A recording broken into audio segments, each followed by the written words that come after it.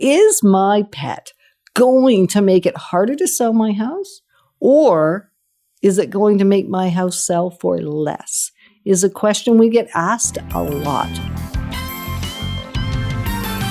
Moving forward with the DekkerTeam. Moving forward together with the DekkerTeam. So welcome to another segment of the Inside Track where we're going to share ideas, thoughts, techniques on really how to make the most out of our house. And in this particular episode, we're going to talk a fair bit about our pets and making sure that the impact, because the short answer to that question I asked at the top of the show, the short answer is yes, it's going to have an impact.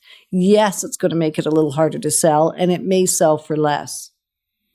Unless you take the steps that we're about to encourage you to take to minimize or eliminate the impact on both the sale price, the time on market, and actually on your pet.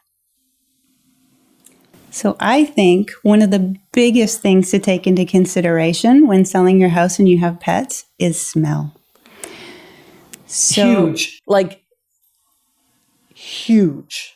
as a pet lover myself, I understand that all pets can have a unique smell.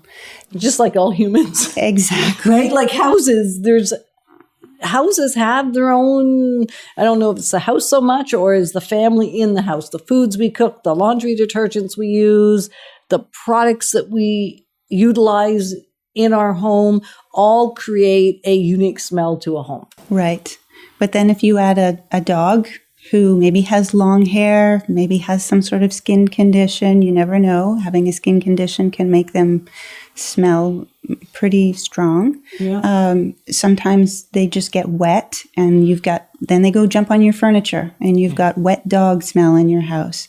So And it don't come out that easy. No, you it can really get it out, but doesn't. It's effort. And the problem is when you live there, you often don't smell it yourself. Generally not at all. So right? you get used to the smell and you don't really smell it anymore. Yeah. And so you need a fresh nose to come into your house and let you know that you do have pet smells. Yeah. And dogs aren't the worst. The cats, their litter box tends to be very smelly. And again, we often don't smell it when we live with those cats ourselves, but somebody coming into our house can typically smell it. Oftentimes, cats don't hit the litter box every time. They can get urine on the floor around the litter box, and that smell is so difficult to get out. Why am I smiling? Because I've sold some properties that my eyes cried. Right. The tears ran down my face. So I'm just remembering experiences. After 30 years in the industry, I have experiences that you don't want to know I've had. I don't want to know I've had.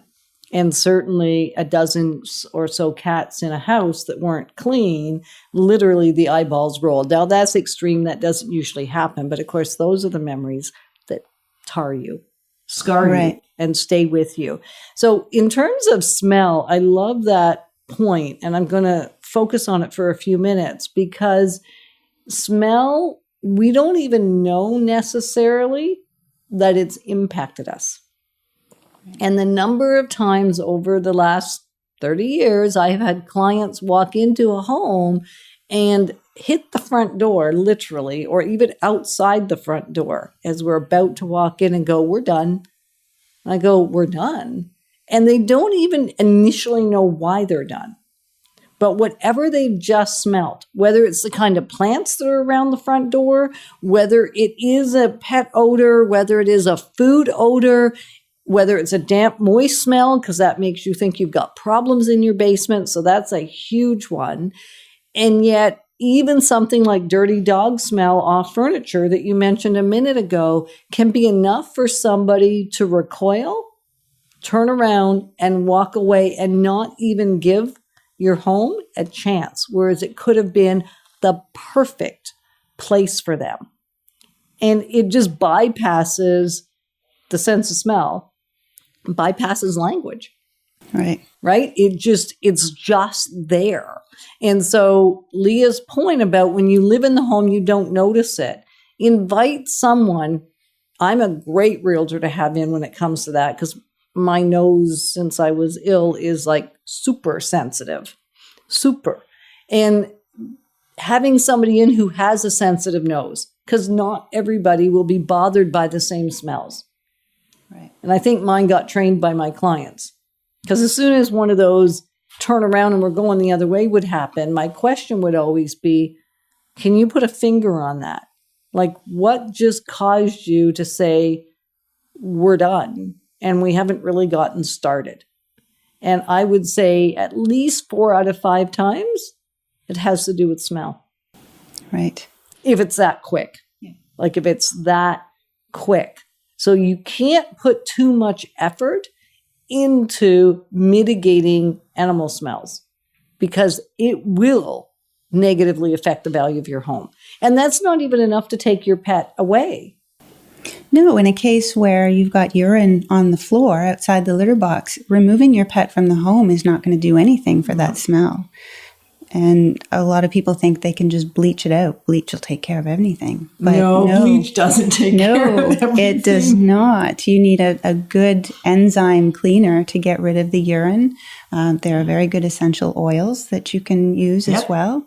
But yeah, just regular cleaners are not going to do it for cat urine. And the one thing you don't want to do, I beg you, and I would actually get on my knees if it wasn't inappropriate in the setting, beg you, is don't use artificial scent cover-ups.